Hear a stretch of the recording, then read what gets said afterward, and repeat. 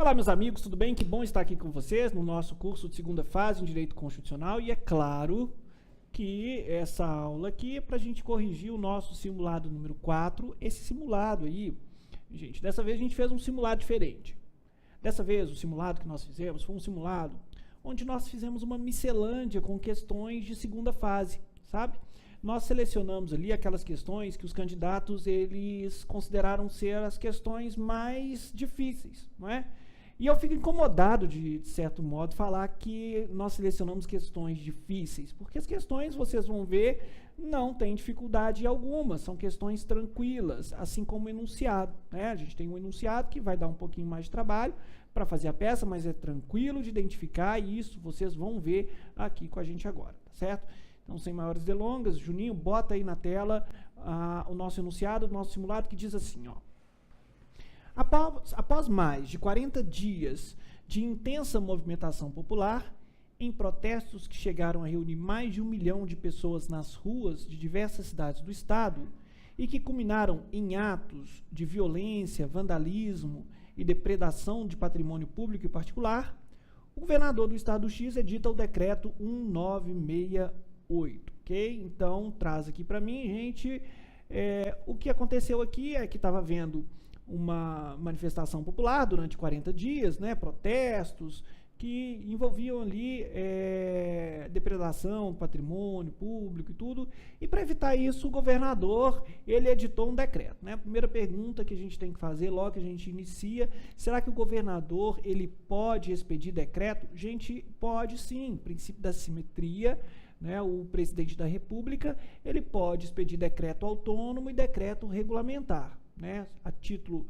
aqui já de explicação, decreto autônomo é aquele decreto que inova na ordem jurídica, portanto, norma de caráter primário e por essa razão pode muito bem ser objeto de controle de constitucionalidade. Diferente do decreto regulamentar, porque o decreto regulamentar ele não pode ser objeto de controle de constitucionalidade em razão de ele regulamentar uma lei, não é? O decreto que vai dar a uma lei sua fiel execução. Portanto, um decreto regulamentar, norma de caráter secundário, e desta feita, norma de caráter secundário se faz controle de legalidade e não controle de constitucionalidade. Portanto, conclusão, decreto autônomo pode sim o chefe do executivo expedir. Decreto autônomo. O decreto autônomo inova na ordem jurídica, norma de caráter primário e, portanto, pode ser objeto de controle de constitucionalidade. Veja bem, decreto regulamentar visa regulamentar uma lei, dar uma lei uma fiel execução e, portanto, não pode ser objeto de controle de constitucionalidade, porque um decreto regulamentar é norma de caráter secundário. Ok? Vem aqui, vamos explicar isso aqui. Vem comigo no quadro aqui, Juninho, olha só. O nosso ordenamento jurídico, nós sabemos que ele é escalonado, né? Nós temos aqui no topo as normas constitucionais, com a Constituição Federal, com os tratados internacionais de direitos humanos, que passaram pelo procedimento do artigo 5º, não é? Aqui embaixo nós temos as normas peraí só um minutinho, nós temos as normas supralegais. O que são as normas supralegais? Normas supralegais são as normas que estão acima da lei, mas abaixo da Constituição. Então, são normas supralegais. São os tratados internacionais de direitos humanos que conseguiu passar por aquele procedimento estabelecido no artigo 5º, parágrafo 3º da Constituição Federal de 88, ok? Aí embaixo, o que nós temos? Nós temos embaixo as normas infraconstitucionais. Olha que legal, temos aqui resoluções, temos aqui decretos legislativos, não é? Temos aqui as leis ordinárias, temos aqui leis complementares, ok? E embaixo, aqui no quarto andar, na base da pirâmide, nós temos as normas de caráter secundário. O que são normas de caráter secundário são aquelas que visam, que existem somente para dar uma lei, aqui, uma fiel execução, não é? É, por exemplo, o decreto regulamentar.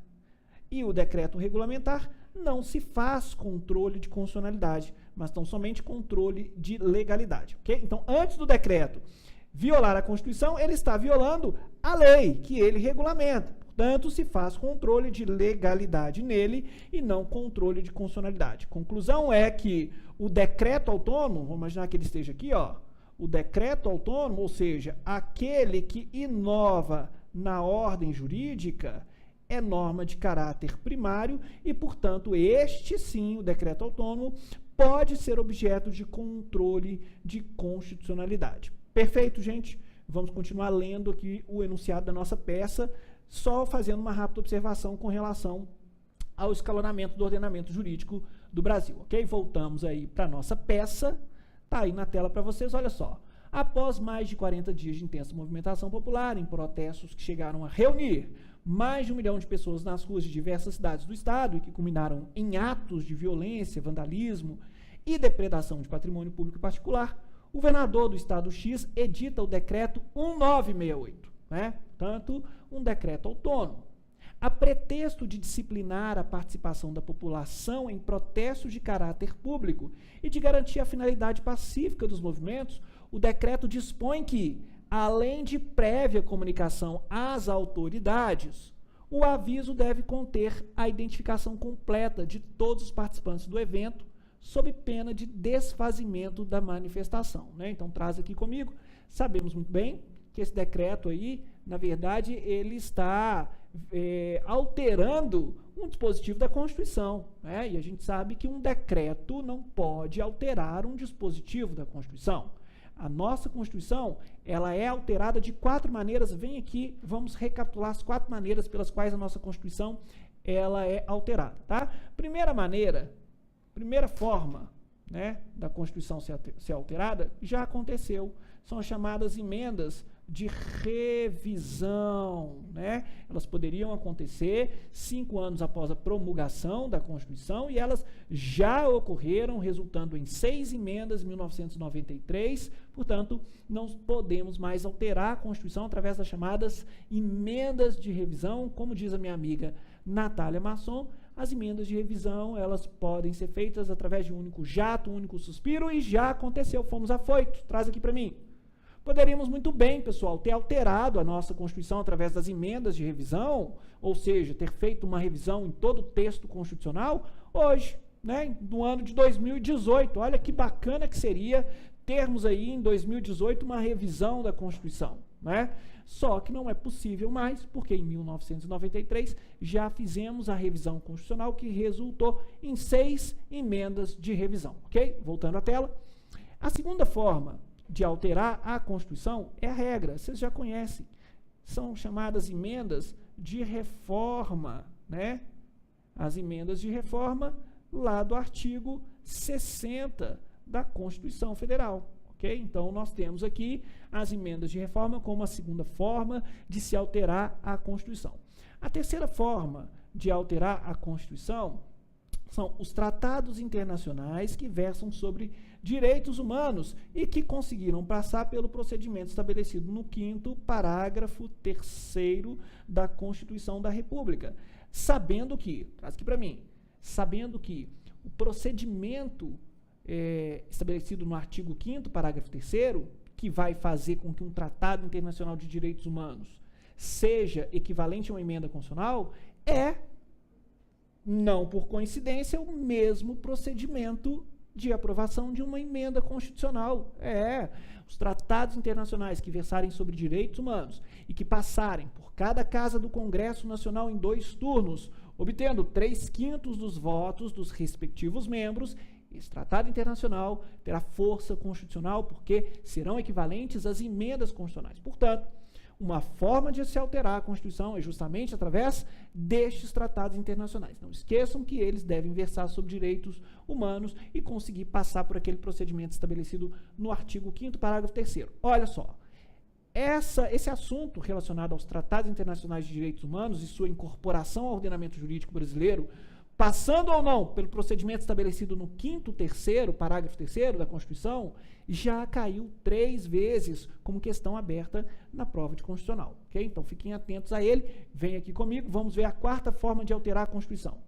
Por fim, a 4ª forma de se alterar a Constituição é a chamada mutação constitucional. O que seria, professor, a mutação constitucional? Traz aqui para mim.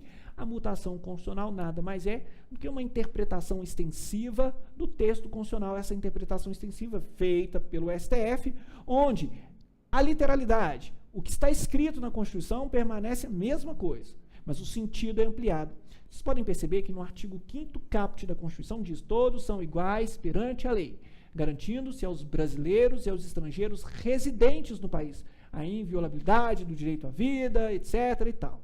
Veja, se fôssemos interpretar de maneira literal o caput do artigo 5º, a gente iria imaginar que somente são titulares dos direitos individuais ali estabelecidos no 5º, os brasileiros e os estrangeiros residentes. Mas não, o STF fez uma interpretação extensiva, portanto, uma mutação constitucional do artigo 5º caput, e disse o seguinte: olha só, são titulares dos direitos estabelecidos no artigo 5º, não só os brasileiros e os estrangeiros residentes, mas os estrangeiros não residentes, as coletividades, órgãos públicos, pessoas jurídicas, fazem parte aí dos titulados, ou seja, são os titulares dos direitos individuais estabelecidos no artigo 5º, ok? Então essas são as formas de alterar a Constituição, e no nosso enunciado já vimos que o decreto aqui editado pelo governador do estado X, já está violando, porque não pode alterar a Constituição, muito menos abolir isso. Nós vamos estudar isso melhor. Então, voltemos aqui no nosso enunciado da nossa peça. Bom, a pretexto de disciplinar a participação da população em protestos de caráter público e de garantir a finalidade pacífica dos movimentos, o decreto dispõe que, além de prévia comunicação às autoridades, pode isso, Arnaldo? Claro que não. Nós sabemos que o direito de reunião independe de autorização estatal, né? Violação clássica, clara ao artigo 5º, inciso 16 da Constituição, mas continuemos a ler aqui o nosso enunciado. O aviso deve conter identificação completa de todos os participantes do evento, sob pena de desfazimento da manifestação. Além disso, prevê a revista pessoal de todos como forma de preservar a segurança dos participantes e do restante da população. Portanto, na qualidade de advogado do partido político Frente Brasileira Unida, veja que agora o enunciado está trazendo para a gente o nosso cliente, né? Na qualidade de advogado do partido político Frente Brasileira Unida de oposição ao governador, você ajuizou uma ação direta de inconstitucionalidade perante o TJ, perante o Tribunal de Justiça do Estado X, alegando a violação às normas da Constituição do Estado, referentes a direitos e garantias individuais e coletivos que reproduzem disposições constantes da Constituição da República. Então, vem aqui, vamos entender isso, olha aqui na tela comigo. Gente, o que aconteceu é que nós temos aqui, olha, um decreto estadual. Esse decreto estadual, nós sabemos que nele há inconstitucionalidades. Há inconstitucionalidade formal, há inconstitucionalidade material, ok? E esse decreto, ele está violando a Constituição Federal, isso a gente já conseguiu enxergar. Mas o que fez o governador do estado X? O governador do estado X, por ser um objeto, né, por ser um decreto estadual, né, uma norma estadual, o governador do estado X, ele ingressou com uma representação de inconstitucionalidade. É uma ação que visa realizar o controle concentrado no âmbito dos estados. Então, traz aqui para mim. Gente, olha só. Nós sabemos bem que as ações do controle concentrado são aquelas ações objetivas propostas perante o STF. Não é? Por isso que chama concentrado, porque se concentra no STF, mas nós temos uma exceção. A exceção é aquela em que uma norma estadual ou municipal que violar a Constituição do Estado pode ser feita ali no âmbito dos estados, obviamente pelo tribunal que é o órgão jurisdicional maior dos estados, o TJ estadual, pode ser realizado um controle concentrado, mas é um controle concentrado no âmbito estadual.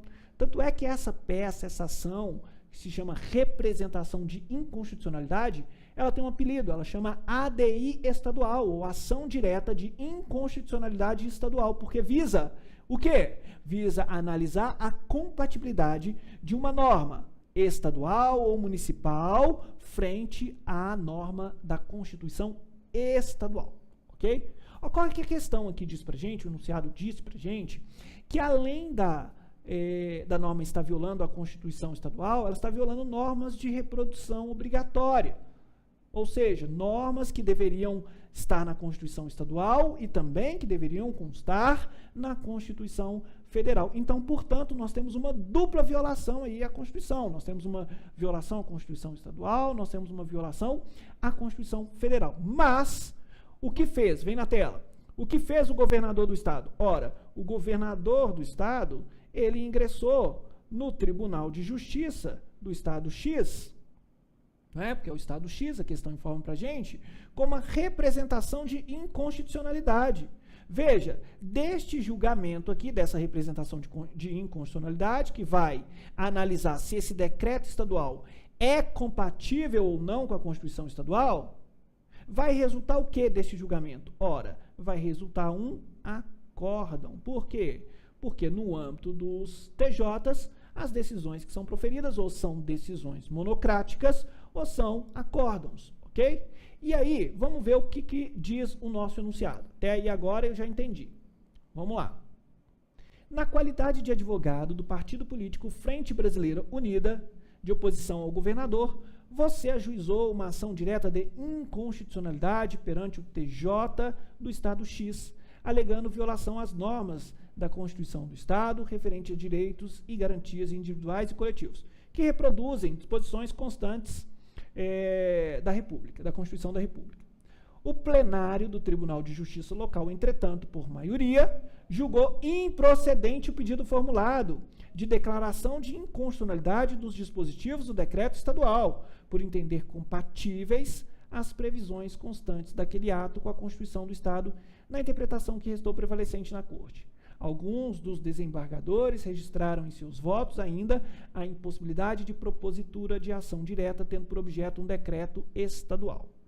Entendendo que a decisão da Corte, apesar de não conter obscuridade, omissão ou contradição, foi equivocada, e que não apenas as disposições do decreto são inconstitucionais, como também a própria interpretação dada pelo Tribunal de Justiça é incompatível com o ordenamento jurídico nacional, os dirigentes do partido pedem que você proponha a medida judicial cabível a impugnar a decisão. Então, veja, traz aqui para mim.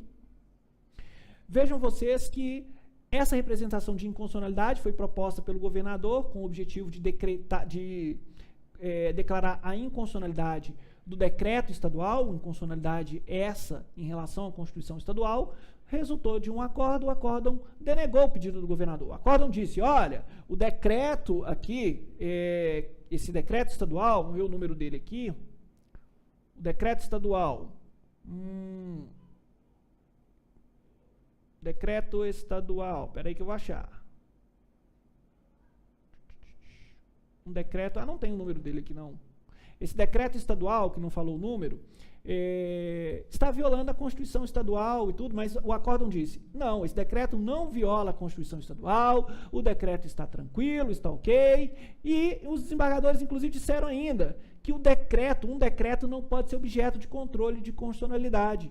Pode isso, Arnaldo? Vimos aqui, logo no início da aula, que o decreto autônomo, sim, pode ser objeto de controle de constitucionalidade. O que não pode ser objeto de controle de constitucionalidade são os decretos regulamentares. Não é o caso, porque esse decreto aqui ele não é regulamentar, ele é autônomo, ok? E aí, nós temos aqui um acórdão que trouxe para a gente uma decisão contrária aí à Constituição Federal. E por que é um acórdão que contraria a Constituição Federal? Porque considerou válida uma lei local em face de norma da Constituição Federal.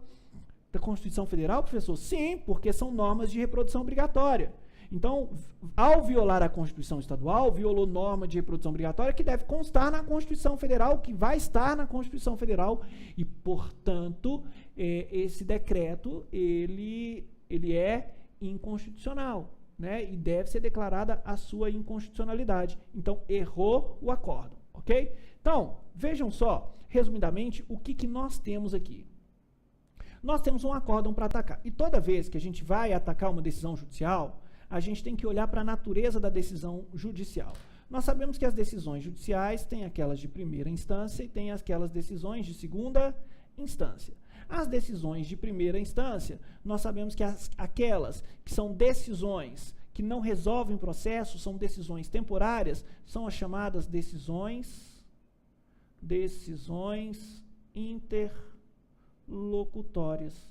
As decisões interlocutórias são aquelas decisões temporárias que não resolvem o processo, por exemplo, o deferimento ou indeferimento de uma liminar.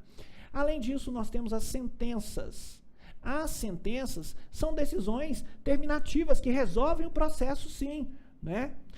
Na segunda instância, nós temos as decisões monocráticas. As decisões monocráticas, elas se chamam monocráticas justamente que são proferidas pelo desembargador relator e é também uma decisão temporária, equipara-se à decisão interlocutória, porém na segunda instância. E na segunda instância, por fim, nós temos os acórdãos, ok? Os acórdãos. Então, quando a gente olha para a primeira instância, sabemos que só o juiz aqui é que profere essas decisões de primeira instância, e na segunda instância nós temos os ministros, os desembargadores, que vão votar e dali vai surtir decisões, como as decisões monocráticas e como os acórdãos, ok? Para cada uma dessas decisões, fora os chamados embargos de declaração, que é espécie de recurso cabível para o mesmo juízo que proferiu a decisão como forma de sanar obscuridade, contradição ou omissão, né? Nós já vimos ali que não se trata de um embargo de declaração, porque o próprio enunciado disse para a gente que a decisão, o acórdão, não havia nenhuma obscuridade, nenhuma contradição, nenhuma omissão. Então, a gente vai para os recursos a serem interpostos perante o órgão jurisdicional maior, não é? Ou seja, hierarquicamente superior, porque traz aqui para mim, gente, qual que é a ideia de recurso? Quando você recorre de uma decisão, excetuando os embargos de declaração, você recorre por um órgão jurisdicional hierarquicamente superior, não é? Bom, no nosso caso aqui, nós vimos que a representação de inconstitucionalidade dela surtiu um acórdão proferido por um TJ, não é? Que foi o TJ do Estado X. E aí a gente quer recorrer dessa decisão. Só que quando a gente recorre de uma decisão, a gente tem que olhar para a natureza da decisão. Então vamos ver a natureza dessa decisão, volte aqui no quadro comigo. Se fosse uma decisão interlocutória que não é, o recurso seria agravo de instrumento. Se fosse uma sentença, a regra é que o recurso seria apelação. Por que regra, professor? Traz aqui para mim. Regra porque podemos ter a possibilidade de uma sentença ser atacada pelo recurso ordinário constitucional quando a ação versar sobre questões crime político, né? Versar sobre crime político, ok? Justiça Federal, juiz federal, e se o juiz federal proferir uma sentença ali que foi contrária ao interesse de um cliente seu, você vai recorrer via recurso ordinário constitucional, a exceção em que a sentença, ao invés de apelação, é recorrida por ROC. A segunda exceção é quando a causa versar sobre Estado estrangeiro e organização internacional de um lado, pessoa residente e domiciliada de outro lado, né? Isso é uma ação julgada pelo juiz federal, que vai resultar numa sentença, e essa sentença, ao invés de ser atacada via apelação, vai ser atacada via recurso ordinário constitucional. Beleza, gente? Mas nós temos também, volta aqui na tela, as chamadas decisões monocráticas. As decisões monocráticas são aquelas proferidas pelo desembargador relator. Contra elas cabe o chamado agravo interno. Ok? E, por fim, os acórdãos. Os acórdãos, eles merecem aqui uma análise nossa. Por quê?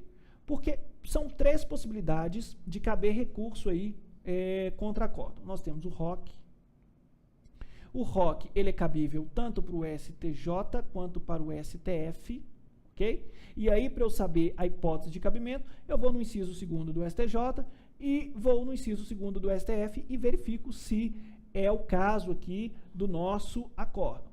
Acórdão também pode ser atacado via RESP. RESP só é cabível no STJ. E o ROC pode ser atacado também via REX, ou o recurso extraordinário que só cabe perante o STF. Ok, gente? E aí, traz aqui para mim. Professor, estou desesperado, não sei qual é o recurso que eu vou escolher. Gente, vocês estarão com o vadimeco nas mãos. Basta analisar as hipóteses de cabimento que estão lá. Né? Então, nós temos ali todo o caminho que vocês vão traçar e para saber qual é o recurso que nós vamos utilizar contra esse acórdão. Já sabemos, o ROC, o RESP ou o REX, o que vai determinar a hipótese de cabimento, e isso nós vamos fazer através de uma pesquisa, ok? Bom, meu tempo aqui da primeira aula acabou, dessa análise, nós vamos continuar fazendo essa análise no próximo encontro, nos vemos já já. Tchau, tchau.